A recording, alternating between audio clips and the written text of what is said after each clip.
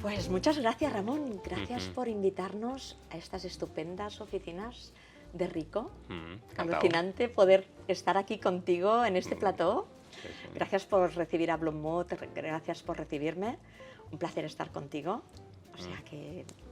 Fantástico, Teresa. Nosotros también encantados de tener gente como vosotros, creativos, que venís aquí a interesaros, ¿no?, por lo que somos, por lo que hemos hecho. Bueno, yo te comentaba que yo tengo muchas ganas en mi podcast de Let's Design Change, tener la perspectiva de un CEO.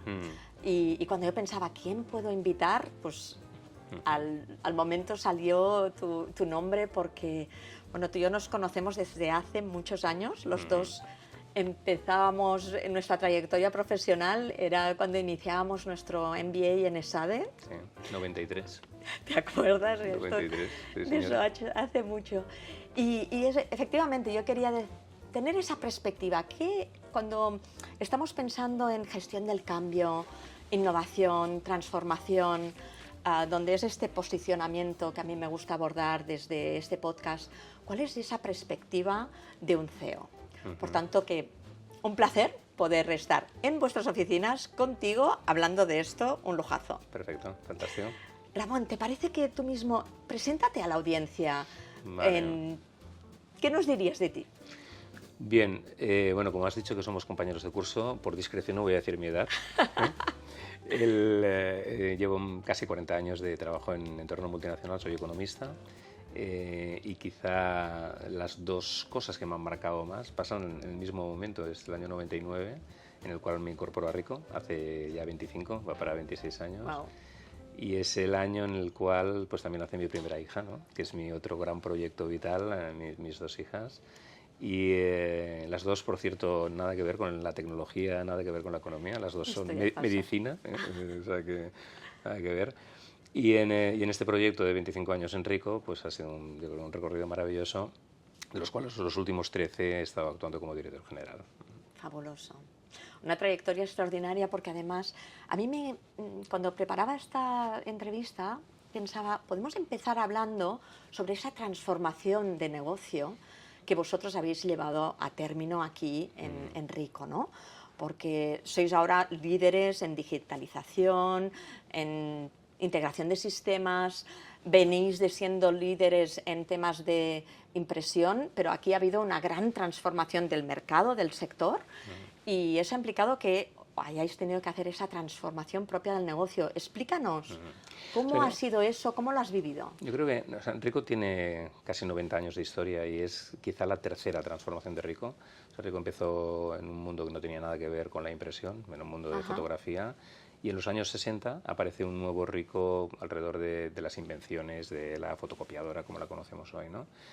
De hecho, la primera fotocopiadora que se hizo sobre papel sensible fue Ricoh, antes que Xerox inventase la xerocopia, ¿no? Y este es un modelo de negocio que dura desde los 60 hasta que en el año 2007, con la invención del smartphone, imagínate, pues vemos que empieza una caída de la utilización del documento impreso y una subida del documento digital, ¿no? Y yo creo que esto es lo que genera, en particular en el sur de Europa, genera alrededor de la crisis financiera que hubo 2008-2013 una necesidad de acelerar una transformación de ese modelo de negocio de impresión, que nosotros la abordamos inicialmente con la gestión de los documentos digitales, comprando alguna compañía como Aventia, que nos permitió entrar en el mundo de las aplicaciones de gestión, que luego en el año 2017 lo ampliamos a la videoconferencia y a los sistemas audiovisuales como negocio paralelo al de la impresión en los espacios de trabajo. Sí. Y quizá el último paso que hacemos de transformación es el 19-22, que compramos compañías en el mundo del data center y de ciberseguridad y el viaje al cloud, ¿no? Y llevamos 10 años de transformación desde que quizá en el año 2013, al final de la crisis, pues bueno, empujamos una diversificación hacia ese otro espacio, ¿no? Y cuando tú estás hablando de esa transformación propia del negocio, donde estáis adecuándoos a esas nuevas necesidades que salen en el mercado, ¿qué elementos críticos crees que debemos tener en cuenta cuando las compañías afrontan esos cambios que son constantes? ¿Qué puntos darías como críticos? Bueno, yo diría, quizá hay que empezar con mercados adyacentes, ¿no? Mercados que hagan creíble a tu marca en ese mercado y que lo haga creíble internamente en tu organización, ¿no? Nosotros no hemos tenido muchas dificultades para convencer a nuestros accionistas en adquirir compañías, en adquirir competencia. Ni hemos tenido muchas dificultades después de haber adquirido compañías en nuevos espacios adyacentes que tengan una cierta lógica para retener a los clientes, ¿no? Clientes de esas nuevas compañías han seguido con nosotros de forma recurrente, ¿no? Y quizá lo que ha sido más difícil ha sido convencernos internamente, ¿no?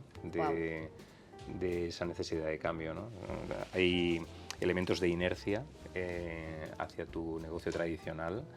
Hay elementos de, te diría, competitividad interna entre perfiles diferentes, ¿no? Cuando incorporas gente de un nuevo mercado en tu compañía, hay distancia cultural entre las compañías que compras versus la multinacional, ¿no? Entre resistencias comerciales a compartir cliente. Wow. O sea, hay muchos elementos, si quieres, Me encanta. que Me juegan, resulta súper revelador porque cuando yo te pedía la perspectiva de un CEO, muchas veces pensamos que la perspectiva del CEO, y le estás hablando de cuáles son esos desafíos que tienes en un proceso de transformación, te van a hablar de cuota de mercado o de estrategia comercial, y me llama mucho la atención justamente que esos puntos que tú ves como diferenciales, esos factores de éxito, sean más internos, de adecuación y de conseguir que tus equipos estén pues con esas nuevas necesidades cubiertas y cubriendo esas resistencias que pueden haber.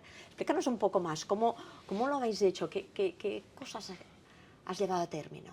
Mira, tengo un amigo que esto le llama efecto patera, ¿no? Que es dice, cuando tú estás en un transatlántico y quieres crear un nuevo negocio, ese grupo de gente que habitualmente es una división que creas, etcétera, es como una patera al lado del transatlántico, ¿no? Y ese efecto patera, pues lo que hace es, vamos a esperar que se hundan, o si encima estos que vienen porque van a hacer cosas más sofisticadas son gente que tiene un perfil, vamos a intentar bloquearles, ¿no? O sea, hay mucho de cómo ayudas a un equipo que quiere transformar, a poder transformar. Y un CEO, creo que primero tiene que tener la convicción, ¿no? de ir hacia ese espacio. Creo que tiene que haber mucho largo plazo, porque son cambios que hay que gestionar en el tiempo. Sí. Pero lo que es muy importante es darle materialidad rápido a ese negocio. O sea, yo creo que nuestra gran decisión, que ha sido ir por la vía inorgánica de compra de compañías, ha sido clave en hacer creíble algo que, bueno, que para la organización no es natural, ¿no? Claro. Oye, vamos a hacer ciberseguridad en Rico, que hemos hecho impresión durante 50 años. ¿Cómo vamos a hacer nosotros esto? ¿No? ¿Por qué y cómo? ¿Y esto va a ser posible? ¿Con qué capabilities? Sí. Luego juega mucho también, yo creo, los elementos, si quieres, de ego directivo, ¿no? También hay en estas adquisiciones, pues acabas teniendo directores generales de la compañía adquirida, ¿no? Que o adquieres al director general o pones un director general, ¿no? Pero ¿cómo gestionas la unidad de equipo alrededor de este recorrido? Y ese sentido de pertenencia, ¿no? Yo llegando aquí en vuestras oficinas, que se transpira, ¿no? Lo que sé que es donde estáis, ¿no? Con ese orgullo de pertenencia, con esas ganas de realmente aportar valor. Y otra cosa que me parece súper relevante y tenía mucha curiosidad hablar contigo era cuando estamos hablando de nuevas tendencias, de futuro del trabajo. Ostras, allí vosotros habéis sabido estar en un momento donde justamente ha cambiado a raíz de la pandemia. ¿Cuál es esa perspectiva de cómo se entiende la relación entre las personas cuando trabajan, cómo son ese futuro de trabajo, ¿no? Explícanos tu visión, ¿cómo ves? ¿Por dónde va a ir? Me interesa mucho saber qué es lo que tú ves y a la hora tener un poco de perspectiva hacia dónde podemos ir. O sea, si miro hacia... Yo creo que pandemia es el gran disruptor. El gran catalizador. Sí, porque llevábamos muchos años aproximándonos a que si trabajo híbrido... incluso los sistemas. Nosotros yo te diría, desde el año 2012-2013 ya desarrollamos en fábrica productos de videoconferencia, entendiendo que esto que teníamos todos, que era un teléfono, que no tenías visión de la persona, ¿no? Esto iba a transformarse en algo mucho más con imagen, ¿no? Y generamos pantallas interactivas para las salas de reunión. O sea, ya existía la idea, pero no existía el catalizador, digamos, de hacer esto muy material, ¿no? Y esto lo hizo la pandemia.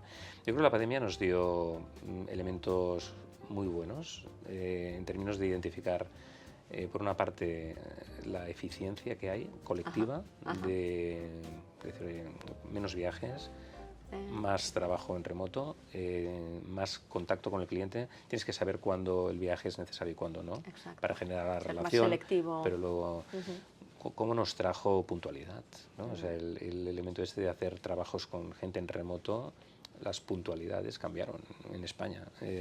Todos empieza el Teams a las 12, pues a las 12 está todo el mundo, no puede estar la gente esperando que... Entonces, creo que cambiaron muchos comportamientos en términos de eficiencia. Yo creo que el otro gran cambio ha sido flexibilidad, ha sido la capacidad de organizarte mejor el tiempo. Este trabajo remoto nos ha dado valor a empresas y a empleados, a trabajadores, ¿no? Y creo que el tercer elemento es la responsabilidad. O sea, cómo esto nos lleva, la posibilidad de decidir, aquellos que hemos entrado en trabajo híbrido, cómo nos lleva a una visión de la responsabilidad de tu trabajo. Cuando no existe control, existe responsabilidad individual. Las culturas que son fuertes en esa responsabilidad consiguen sacar valor, ¿no? Y yo creo que esto ha sido un poco lo que nos ha venido, ¿no?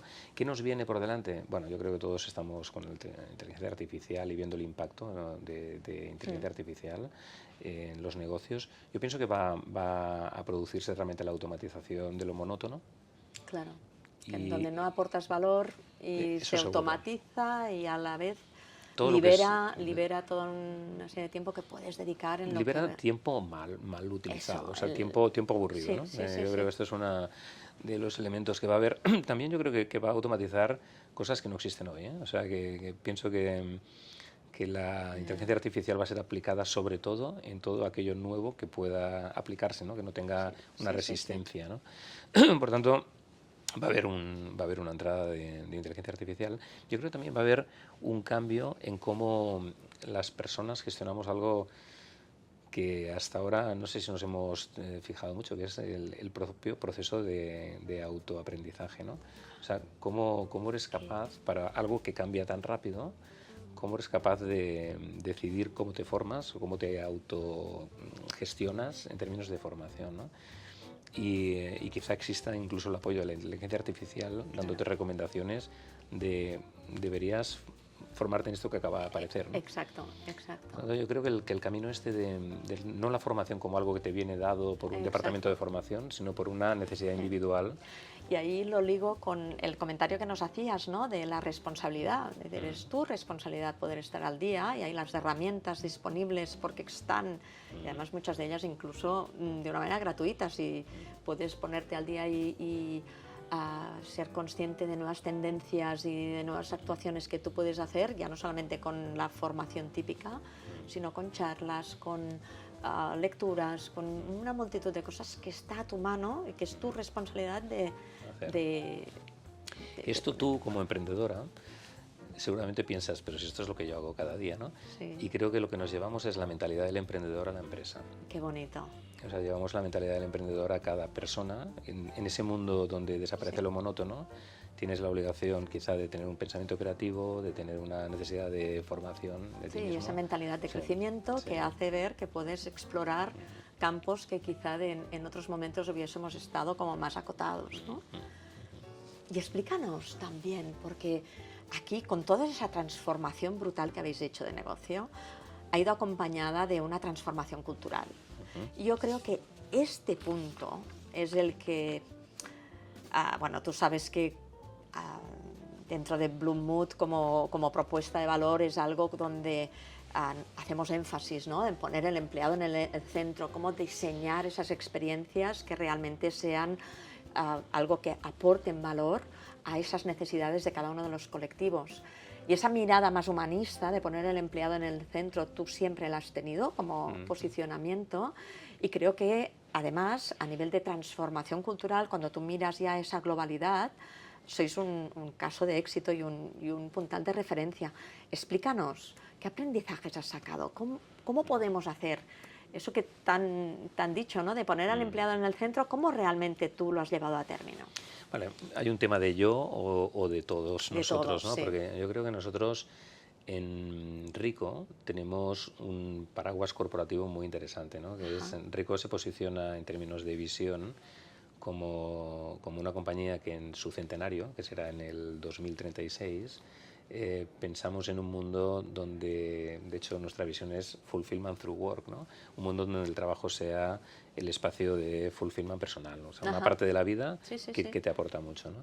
Claro, tener un paraguas corporativo con esta visión, si quieres, de tenemos que conseguir un trabajo donde te puedas realizar, donde te sientas bien, donde seas feliz, ¿no? Nos ha llevado seguramente a aplicar internamente con mucha libertad muchas medidas que han acompañado la transformación de negocio, ¿no? Creo que empezamos con un programa que le llamamos We Do Care, que es empecemos por cuidar, ¿no? Venimos de una compañía muy jerárquica, muy de producto, muy de ejércitos de vendedores y de técnicos que todos están muy programados, ¿no? ¿Cómo nos vamos a una compañía de servicios? Quisimos aplicar primero esta visión de...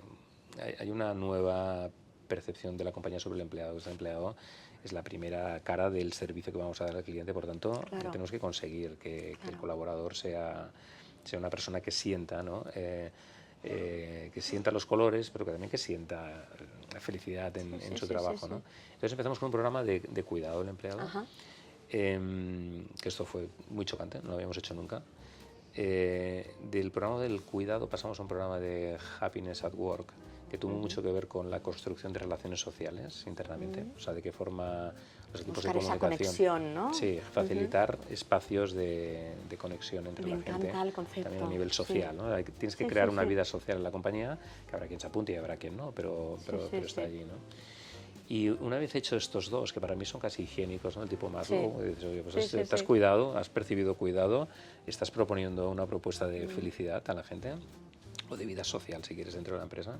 Empezamos a construir unos programas, si quieres, de Becoming Digital, ¿no?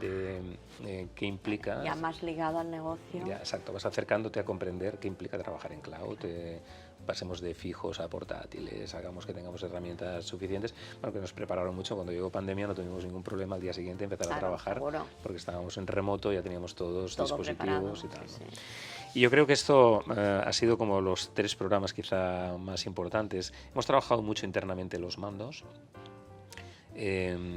mucho reconocimiento, el elemento de la flexibilidad, cómo gestionarlo. Muchas comunicaciones. Alrededor de pandemia aparece Teams y nos permite romper barreras comunicativas, ¿no? Que hasta entonces lo que harían las típicas reuniones de mandos que luego bajan. Todo era difícil, ¿no? Sobre todo, yo creo que yo también recuerdo, ¿no? Con la liberación que representa cuando de golpe esos equipos que tienes en remoto, en la geografía, pues automáticamente se sienten como incluidos, ¿no? Ellos se sienten incluidos y tú sientes que conectas directamente, que no, hasta entonces como CEO no tienes esta posibilidad. Exacto. ¿No? Yo creo que esta conexión directa con los equipos, los town halls, ¿no? Que se han puesto de moda los town halls. Y yo creo que son formas de generar un cambio cultural al final, ¿no?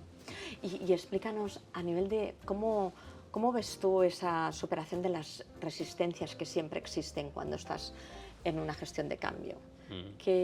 ¿Cómo lo ves tú? ¿Cómo lo enfocas? ¿Qué prácticas utilizas? ¿Cuál es tu perspectiva? Yo te decía, o sea, creo que tienes que tener la confianza primero.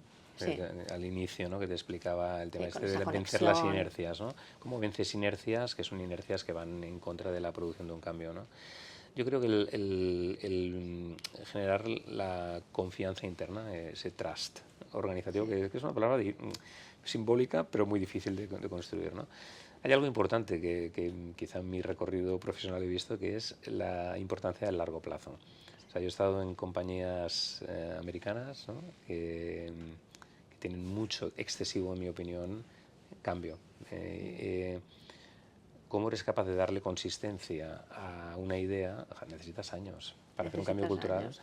Y eso requiere... Sí, yo creo que es un tema de mindset, porque al final cuando tú quieres dejar un legado de esa transformación requiere pasar unas fases y eso requiere tiempo. Sí, Hay muchas veces que efectivamente, ¿no? También he trabajado en otras compañías donde todo tenía que ser inmediato y parece como si tenga que ser mágico, ¿no? Y esos procesos de cambio, vencer esas resistencias requiere tiempo.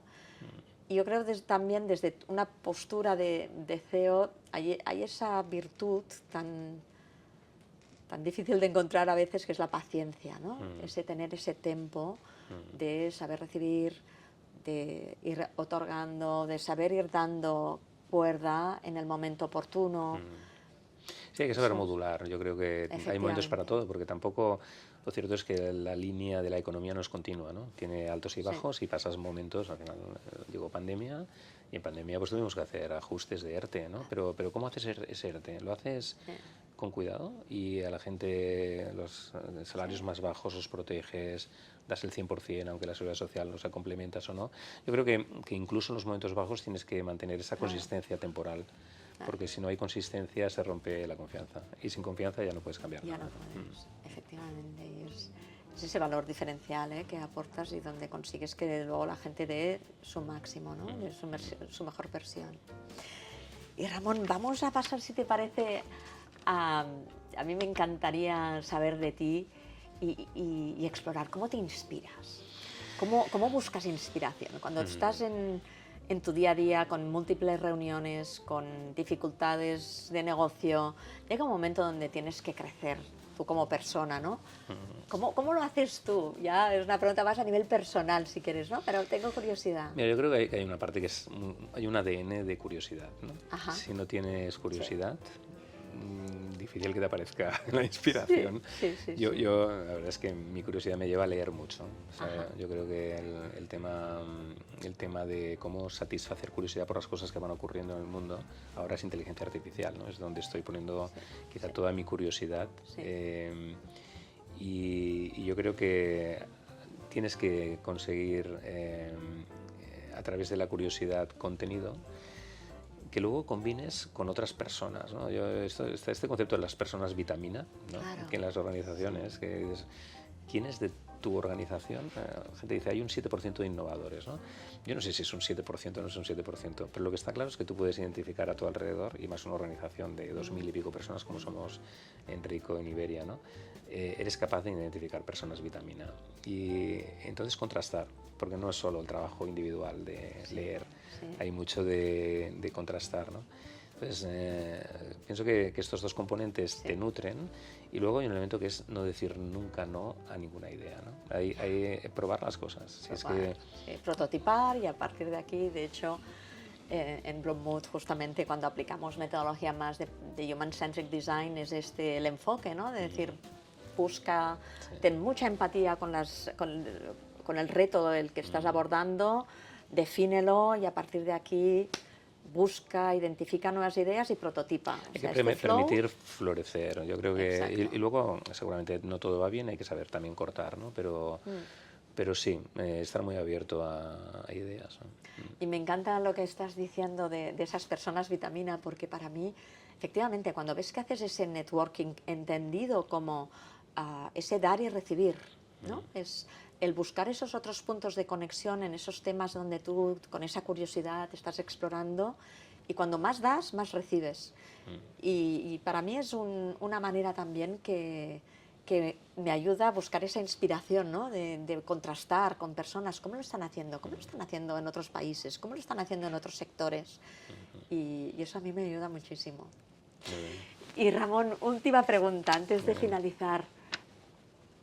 ¿Qué consejo darías a tu yo de hace 20 años, ¿no? ¿Qué consejo te darías a ti mismo? Mira, mi yo de hace 20 años es un yo del año 2005 aproximadamente. Y es un momento en el cual yo llevaba ya 6 años en esta compañía y en ese momento pues también quise ver a aquellos que me habían acompañado en el camino, ¿no? Hay como un punto de un alto en el camino. Y recuerdo que el headhunter que me facilitó la oportunidad de venir a Ricoh pues tuve una conversación con él, ¿no? Ajá. Y la conversación era sobre la dirección general, ¿no? Y entonces él me habló de esta frase de Schopenhauer que conocerás, ¿no? Que es la de que el juego de la vida nos reparte las cartas, pero nosotros las jugamos, ¿no? Qué bonita. Que básicamente es que no soy producto de mis circunstancias, soy producto de mis decisiones. Oh, cómo me gusta. Y entonces me dijo esto, y la otra cosa que me dijo es, me dijo, y si tú quieres ir a la dirección general, quien te tiene que dar la oportunidad es tu empresa. O sea, es muy difícil que desde una posición en otro lugar vayan a confiar en ti. Tienes que ganártelo en tu empresa. Luego ya decidirás si quieres quedarte o no, pero tienes que quedártelo. Entonces, yo quizá esa recomendación a mí yo de hace 20 años está muy vinculada a estas conversaciones que tuve, que me llevaron a un par de decisiones. Una de ellas es tener paciencia en tu empresa, cuando es el momento oportuno, ¿no? Sí. Y la segunda es formarte, ¿no? Hice un PDG en IES y me quise preparar, ¿no? Para la oportunidad, ¿no? Y luego, cuando llegue esa oportunidad, no es suficiente con que hayas querido tener un movimiento como ese, me apareció en aquel momento de mi vida, sino que es tomar riesgos, ¿no? Es como cuando llega el momento, cómo juegas con esas cartas, ¿no? Y ahí hay un poco de tomar riesgos. Entonces, te diría paciencia, construir internamente las capacidades y tomar riesgo. Qué bonito. Me encanta ese punto que lo veo como coraje, ¿no? Es decir, ese coraje que requiere más el ir dando pequeños pasos. Muchas veces pensamos que ese coraje es como wow, una decisión brutal y es bueno ir construyendo, ¿no? Tal como lo estás explicando, es más esos pequeños pasos que vas dando hacia esa visión que tú tienes. Qué gozada, Ramón. Pues muchas gracias. Gracias por haber estado con todos nosotros en este nuevo episodio de Let's Design Change, de Blue Mood Podcast. Y bueno, gracias por haber estado aquí. Gracias a ti, fantástico el Blue Mod. La verdad es que me he estado oyendo las anteriores y creo que eso más. Has hecho algo fantástico. Bueno, la verdad es que está dentro de justamente lo que estábamos diciendo. ¿Cómo nos inspiras? Pues yo lo que vi con este lanzamiento de este podcast es que me está dando la oportunidad de conocer, de aprender en un setting totalmente distinto, porque es el prepararte una entrevista, entrevistar y luego ofrecer esto como una aportación de valor a la audiencia, y es también una manera de inspirarme. Por tanto, lo estoy disfrutando muchísimo y gracias por haber participado. Fantástico. Así que nada más, hasta la próxima. Hasta la próxima. Gracias, Teresa. Gracias.